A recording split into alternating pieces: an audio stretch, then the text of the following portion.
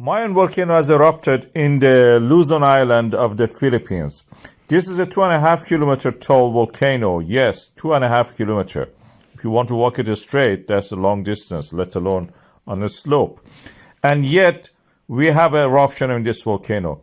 The pressure of the magma was so high, it blew up the top and created an avalanche of pyroclastic flows. This is gigantic. Scary. These valleys down there, you see that the pyroclastic, the hot ash and other material are flowing down in a big torrential current, as you can see. And from a distance, when you look at it, it looks something like that. Really scary. And in the night, even more scary, as you can see. This beautiful time lapse shows how the volcano actually erupts.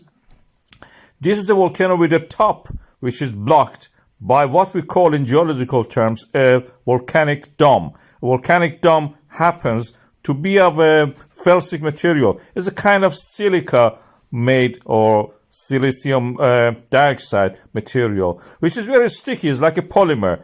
It sticks and sits on top of the volcano, stopping it from erupting. And when the pressure builds up, bang, it explodes. It pops up like a fizzy drink top when you open it. It just suddenly gas pressure shatters the rocks, shatters the sitting magma on top of it, the plug, and creates an avalanche flow. Depending on the size of the volcanic dome, it can be disastrous. Sometimes it just stays there for a while, like this volcano spine that you see in the Shivelish volcano of Russia, and is a little bit like a constipation. It stays there. The gas pressure is behind it, is building up, pushing it up. This material is very fragile. It may collapse eventually. It's like that phenomenon in the body, as you can see here. Then when it comes, you have to apply pressure. It comes up with a big wind. And that's in the Philippines what we see now. It's a subduction of the Philippine oceanic plate under the Eurasian plate.